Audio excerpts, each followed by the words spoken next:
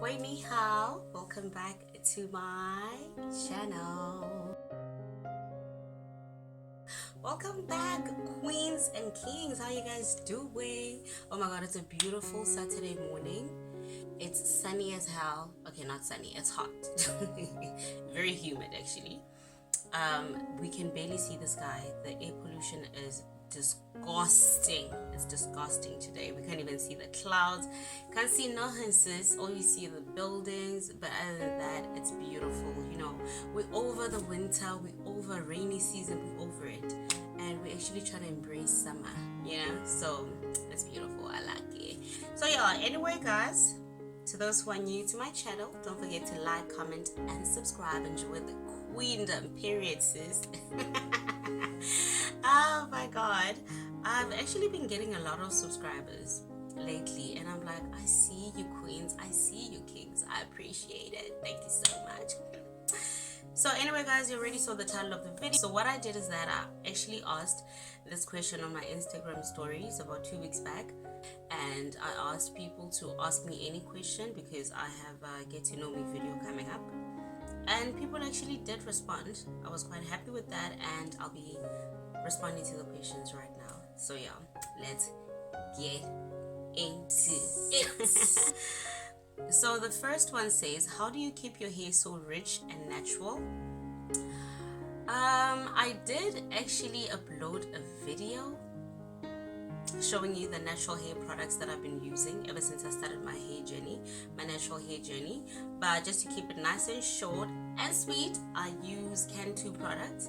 I use Sheer Moisture products as well as African Pride products. Those are the products that are working for me right now. I recently started using rice water, so let me know down below if you want me to make a video showing you how I use the water. And I'm actually also trying to get into using aloe to make my own leave-in conditioner and all of that. I saw a video on YouTube, and I actually want to tap into that to see if it's going to help me. But yeah, those are the products that I use, and I recently started using rice water, so my hair is pretty strong and cute. And I washed my hair yesterday actually. That's why I threw on this wig, because I was like, sis, I'm gonna have to like undo my twist out or try to make my twist out cute. Nobody had time for that. So yeah, anyway, that's the first question. I feel like this is skewed, bro. Okay, that's better. Alright, second question. When are you coming back? When are you coming back? Pella, a marriage certificate is waiting for you. First of all, the person who asked this question tried it. I'll come back when I come back. Okay, you'll know when I'm back, and that's that on that. That's the answer you're getting from me. What? Okay, the next one says, what makes you fall in love? Honestly, guys, I feel like as far as relationships are concerned, I'm literally the most easiest, simplest person ever. Obviously the basics: an honest guy, a consistent guy, a guy who takes initiative, a guy who does the chasing, and you know, he does it so relentlessly that I'm like, yo, this man is after my heart, you know. Respect, a person with clear intentions.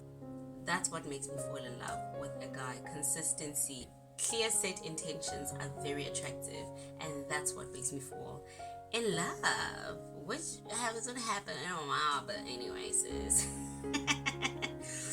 Okay, number 4, do you have a boyfriend? And if yes, how has lockdown affected your relationship?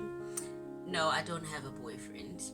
Therefore, lockdown, Kori, Coco V, everything that's been happening right now hasn't really had any impact on a relationship because it's non-existent, sis. I'm single and I'm not ready to mingle.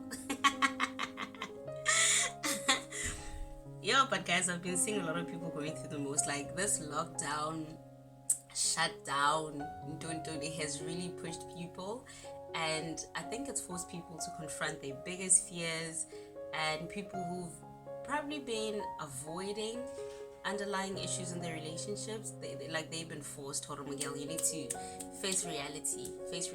What's this person doing in your life? What's this woman doing in your life? What are they bringing to the table? Which is beautiful, but I'm glad I'm not part of the messy. Okay, number 5. Who is your hero? My dad. Actually, both my parents, but I think my dad, I stand that man. My dad is literally wow. My dad is my hero. He is just the prime example of what a good father is and what a good husband is. And I feel like through seeing my parents being together for the past 34 years and just how lively they still are, they're still in love, the spark is still there, my mom still blushes when she looks at my dad. I want that. And just the love and care that my dad gave to us as his kids, despite of all the circumstances, financial hurdles, and when your family is just getting hit left, right, and center, and life is like lemons. My dad is like, I got a lemonade stand, boo. How much you willing to pay for it? My dad is my inspiration. My dad is my role model. My dad is my hero. My dad is everything in my eyes, and I am blessed. I am blessed to have him in my life. Next question. If you could live anywhere, where would it be? That's a good question. I feel like back home, one place I've always wanted to relocate to is Cape Town. I don't know why. So that's the only place I can think of. If I could live anywhere else, that would be Cape Town. I don't know. I just feel like Cape Town does it for me. I don't know what it is. I just feel like Cape Town does it for me. Who's calling? Now? San Paulo. San Paulo. Doi. Kwaidima. Oh, okay. San Paulo. Okay. Hold on. Okay. Anyway. Don't even ask no questions. Don't ask questions, sis. Don't ask questions, period. In South Africa, I would live in Cape Town, and internationally, I'd live probably in Switzerland. Yeah. Okay, the next one. What would you change about yourself if you could? I feel like this is not even going to focus on physical attributes because I love myself. I love myself, okay? But if there's anything I change about myself, I think I would change just how hard I am on myself. I'm not in a race with anybody. And I'm glad that I got to a point in my life where I'm so content and comfortable in my own lane that I don't feel the constant need to compare myself to other people. But at the same time, in pursuit of my dreams and goals, I wish I could be a little nicer to myself, when I don't really accomplish what I set out to accomplish. Just take that as a learning curve and take that in my stride, man, and tackle the next challenge head on. But I feel like with me, I take my losses too hard, so I don't like losing. I don't like feeling like I'm a failure. So if there's anything I change about myself, it's that. Just be nice to yourself, Miguel. Don't be so hard on yourself. It's okay. Chill. Breathe. You are trying. You're doing your best. So that's what I do. Okay. The next one. What's your biggest fear? Failure. My biggest fear would be dying before I actualize my full potential, because I know what I'm bringing to the table. I know my attributes. I know my qualities. I know what I bring to the table. I know that I'm a creative genius. Yes, I'm calling myself that. When your friends constantly tell you, or people in your circle constantly tell you, I feel like you have the touch of gold. It's like everything you touch turns into gold and whatever. And sometimes you take that, you're like, they just hyping me up. But I've actually taught myself to accept compliments, and when people compliment me, I should actually take it in my stride and be like, yo, Miguel, people are actually noticing either my hard work or my dedication to whatever it is that I'm doing. So to answer the question, my biggest fear is dying before I actualize my full potential. You know, just finding your niche in life, finding something that you're really passionate about and excelling at it, you know, being a queen in your own lane and accomplishing everything that you set your mind to. That's me. My biggest fear is dying having lived an average life where I was not really happy, and the goal is to live, the goal is to enjoy life, the goal is to flourish, the goal is to be so comfortable and happy and content with what I'm doing. The goal is not to just survive and die. Like, I don't want that. And I feel like if I get to a point where I honestly feel like I was happy and content and I lived my life to the best of my ability, I lived my truth and I accomplished everything that I set my mind to, then I would have lived. Then right there, I would have lived. If I'm on my deathbed and I'm like, yo, the past 70, 80 years, however long, you know, God keeps me on earth, I'll be like, yeah, I lived my life and I actually fulfilled my purpose. That's me right there. So yeah, anyway, the next one, what's your proudest accomplishment? My proudest accomplishment so far has been graduating. I'm saying this because I literally, obtaining my BA, it took a whole lot of blood, sweat and tears, a lot of sacrifices, compromises. It was a lot. The 4 years that I was in uni, 4.5 years actually, almost 5, those were literally the most difficult, hardest and challenging years of my life. And having to walk across that stage, get in my graduation gown, my cap and gown, that was the proudest moment of my life. That has been my biggest accomplishment. Being in a situation where when I was in high school, there literally came a point where I thought, I don't even think university. I never thought there'd be a time where I'm stressed out about submitting assignments and meeting deadlines, you know. Just everything that happened the way that it did when I was in high school, and my family hit a financial slump. And at that point in time, you know, when you're sitting there, you're 18 years old and you're like, I'm about to complete my matric, and I know for a fact that my parents don't have the means, they don't have the financial means to put me through uni, and I'm screwed.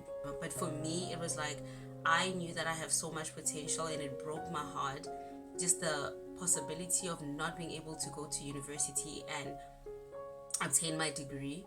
And when I finally graduated almost 5 years later, I was like, God is good. God is good. I never thought I would actually live to see this moment, and I thought if it did come, it was probably going to be like later on in my early 30s or even late 30s. That's how hectic things were. So my biggest accomplishment has been my BA. I literally look at my graduation picture every day. Whenever I look at this picture right here, this is a constant reminder that I can actually achieve great things in my life. From a girl who thought at some point, I wouldn't even graduate, and to know that I hold a BA in psychological counseling. But every day I wake up, I literally look at this picture. I'm like, God is good. God is amazing. He's a loving God, and God helps those who help themselves. You know, had I decided to sit down and complain and be a victim of circumstances and just be a victim, life, and just be like, well, these are the cards that I've been dealt and I'm screwed, I wouldn't have gotten to a point where I'm at right now. So this right here is a constant daily reminder to myself, Miguel, you made a promise to yourself when you were in high school and you saw your family going through shit. We were literally scraping the bottom of the barrel, and I promised myself that I am actually gonna be a phenomenal woman. I am gonna go out there and kick ass, and I want my kids to be so proud of me, and I want my kids to be proud of my parents, proud of their grandparents, because my parents literally sacrificed everything to ensure that they gave me the life that they did and the opportunities that they did, and for that I'll eternally be grateful. That's it. Period. Before we get emotional. Okay, the next question is, on a scale of 1 to 10, how funny are you?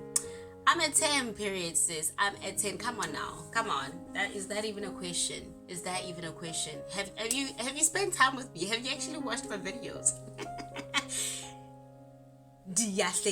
I am funny. Do you understand? I'm a 10. I'm not gonna argue with you. Go argue with your ancestors. Okay, so have you ever had a nickname, and what was it? I've had so many nicknames. Wait, do pet names double as nicknames? They do, right? Yeah, of course they do. Alright, so I've been called Gorgeousness by my ex-boyfriend. I absolutely loved that nickname because I was like, nickname, pet name, whatever, sis. I've been called Honey Bun because I'm sweet like a honey bun.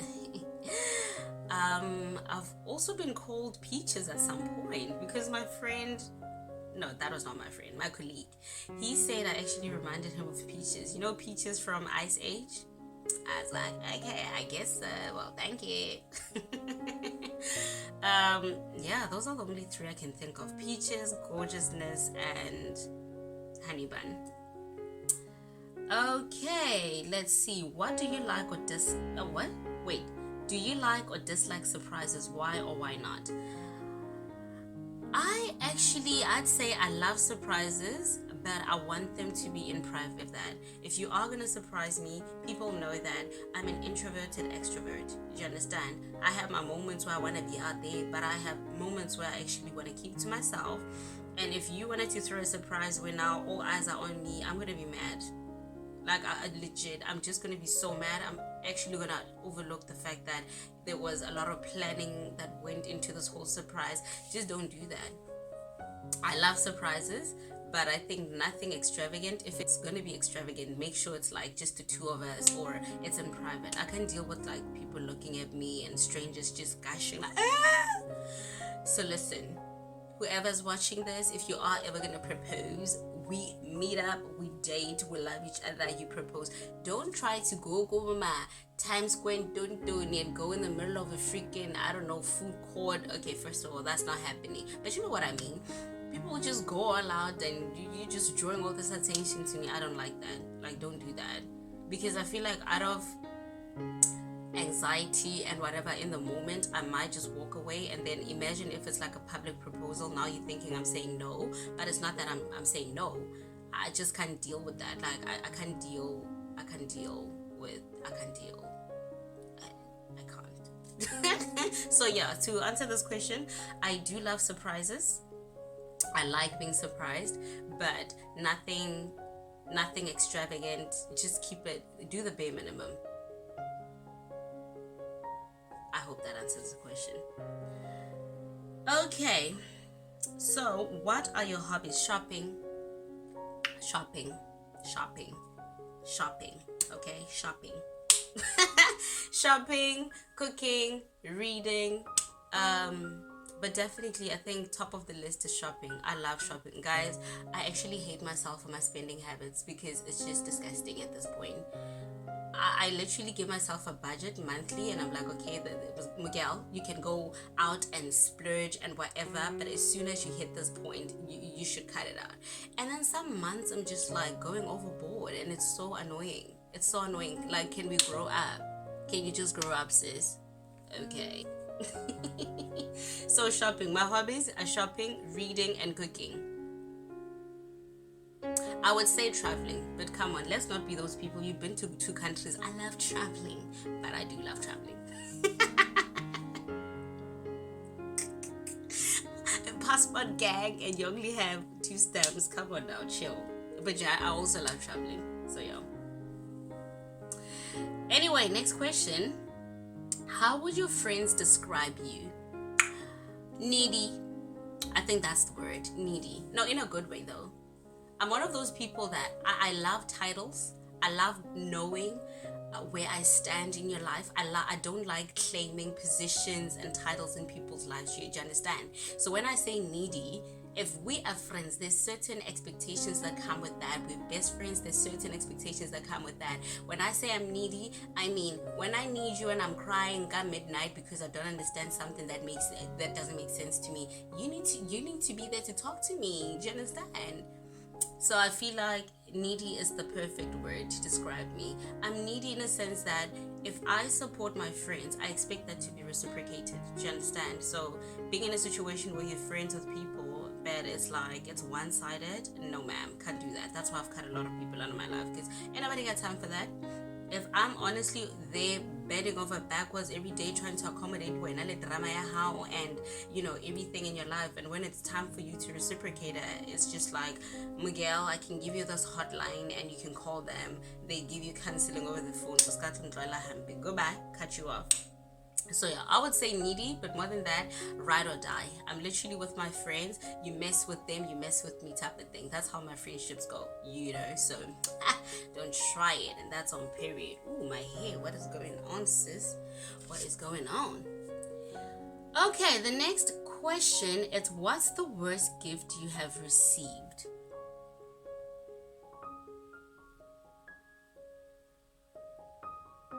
I actually don't think I've ever received a horrible gift. Nah, I haven't. I feel like people really know me.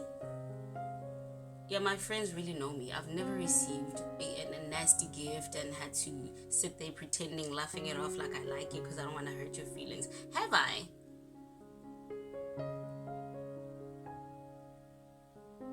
I think I'm that kind of person. I would let you know.